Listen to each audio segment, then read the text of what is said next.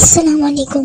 थोड़े दिन पहले मैंने एक वीडियो बनाई थी जिसमें निदा यासिर ने कुछ कहा था राइटर्स के बारे में और उन्होंने फिर आगे माफ़ी मांग ली थी। पर्सनल एक्सपीरियंस आपसे शेयर किया जो कि बुरा एक्सपीरियंस था, मगर मुझसे वहाँ कहाँ कोताही हुई, वो ये हुई कि मैंने लफ्ज़ों के चुनाव में थोड़ी सी गड़बड़ कर दी, जो कि आम जिंदगी में शायद बात करते करते हो जाती है। मेरा लाइव शो है, रिकॉर्डेड नहीं है, और मैंने अपना बुरा एक्सपीरियंस रिगार्डिंग राइडर्स के हवाले से जब शेयर किया तो मुझे उसमें ये वर्ड ऐड करना चाहिए था कि कुछ लोग ऐसा कर जाते हैं, वरना जो पूरी कम्युनिटी राइडर्स है मैंने उनको नहीं कहा और मेरा दिल ये नहीं था। लेकिन फिर फिजाली ने उस पर एक वीडियो बनाई कि माफ़ी मांगने से कुछ नहीं होता, जिस पर यासिर नवाज ने ये कहा, हेलो फिजा, क्या हाल है? अल्लाह मेरी मासूम बीवी का पीछा छोड़ दो यार, तुम तो मुसलसल मशहूर हो चले जा रही हो।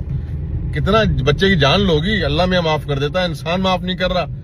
मेरी बहन माफ कर दो, उसको खत्म कर दो। जितना मशहूर होना था हो चुकी हो, बस खत्म।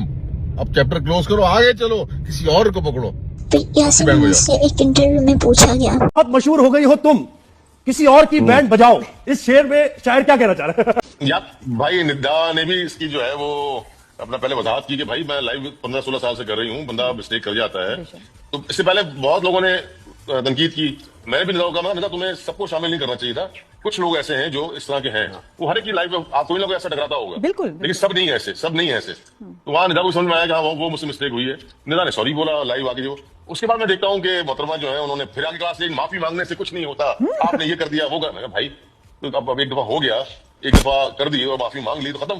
तो बस मैं बैठा हुआ था, मुझे बुरा इत्तेफाक से मैंने वो क्लिप देखा तो मुझे बुरा लगा, मेरे अंदर का मियां जाग गया। तो जो मैंने अंदाजा लगाया ना, मैं सिर्फ एक कैरेक्टर को लेकर बात नहीं कर रहा हूँ, मैं जनरली बात कर रहा हूँ। अब लोग जो फारिग बैठे हुए ना वो डिस्कस होना चाहते हैं, जो काम नहीं कर रहे हैं या फारिग बैठे हुए हैं तो उनको मजा आने लग गया यार, ये डिस्कस हो रहे हैं हम लोग। ये अगर हम बात करते हैं तो हम डिस्कस हो रहे हैं, तो ये एक है तो बुरी चीज। तो अब आप डिस्कस होना ही है तो फिर किसी अच्छी बात में डिस्कस हो ना।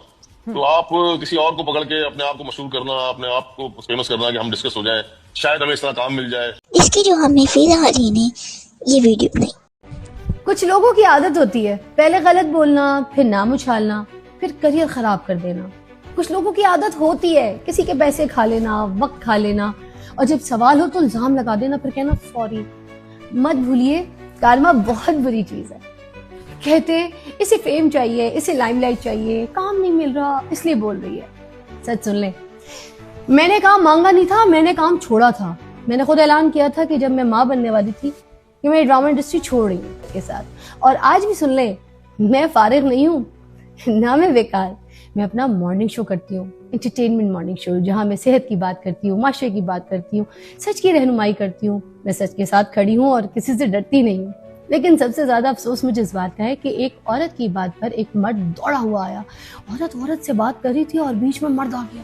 अफसोस, औरतों की बात में जो मर्द बोलने आ जाए वो ताकतवर नहीं होता, वो मर्द नहीं होता। क्योंकि मर्द खामोशी से वकार दिखाता है, शोर नहीं। और जो सच से डरता है ना, वो इल्जाम लगाता है सामने वाले को। ये कहता है इसको फेम चाहिए, मुझे लाइमलाइट नहीं चाहिए। लेकिन अब मैं आपको दिखाऊंगी सबूत के साथ कि किसको लाइमलाइट, किसको फेम चाहिए। आप खुद देख लीजिए। Take a look at this message. ख्याल रखिए। देखते आगे क्या होता है। फिलहाल ये दोनों की जंग जारी।